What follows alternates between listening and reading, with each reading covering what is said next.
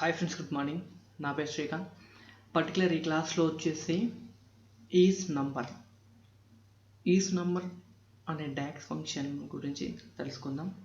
Okay, ఇప్పుడు new కాలం తీసుకుంటున్నాను. New column తీసేసుకున్న తర్వాత ఈజ్ నంబర్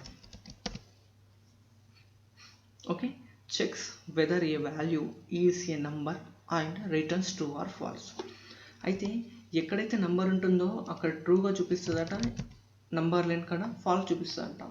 ఇప్పుడు నేను ఏం చేస్తున్నాను, టెక్స్ట్ యాడ్ చేసేస్తున్నాను. ఓకే, ఈ యొక్క నేమ్ అనే దాంట్లో మొత్తం టెక్స్ట్ ఉంది కదా. అయితే ఇప్పుడు టెక్స్ట్ యాడ్ చేస్తే చూడండి, ఫాల్స్ డిస్ప్లే వస్తుంది. ఎప్పుడైతే నంబర్ రిలేటెడ్ అంటే సేల్స్లో కొన్ని నెంబర్స్ ఉన్నాయి, 300 400 సంథింగ్. ఓకే, ఇవన్నిటి కలిపేసి నంబర్స్ ఉంటాయి. ఎక్కడైతే నెంబర్ ఉంటుందో అక్కడ ట్రూగా డిస్ప్లే చేసుకుంటూ పోతూ ఉంటుంది. ఓకే, ఇది is number docs function syntax పరంగా యూజ్ చేయడం.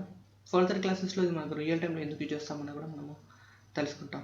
ఓకే, సో నా వీడియో కనుక మీకు నచ్చినట్లయితే తప్పకుండా మన లక్ష్మీ స్కూల్కి సబ్స్క్రైబ్ అయ్యి మరిన్ని పవర్ బై క్లాసెస్ చూస్తూ పవర్ బై నేర్చుకోండి. Thank you friends, bye.